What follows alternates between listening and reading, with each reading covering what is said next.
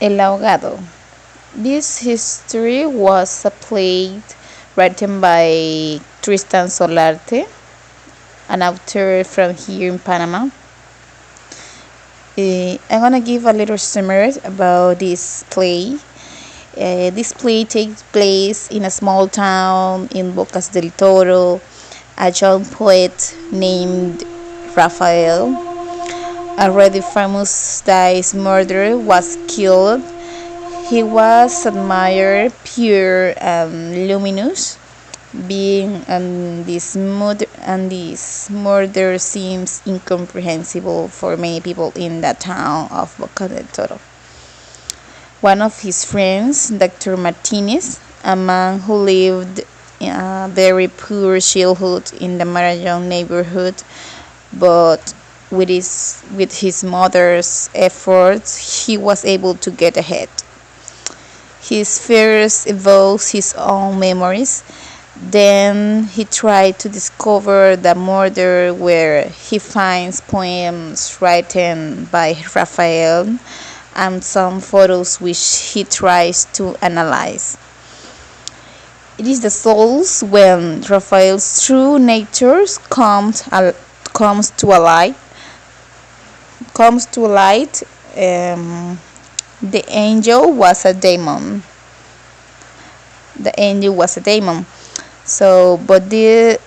This exceptionally gifted being, so precocious, was not himself, but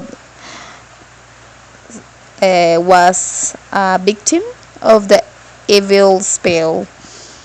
His mother dies insane, crazy. His father committed suicide.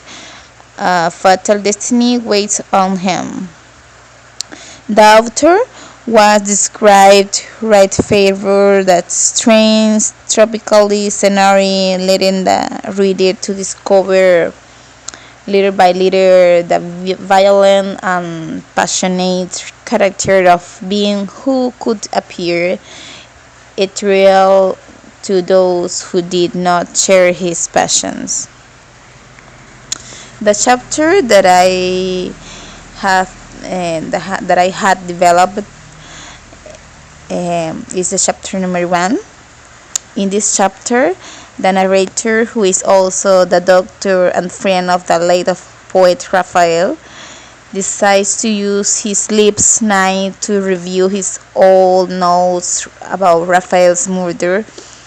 He reflects on his memories of Boca del Toro, where he lived important moments in his life. Also, he remembered people like Carmel and Leonor, the latter being his first unrequited love.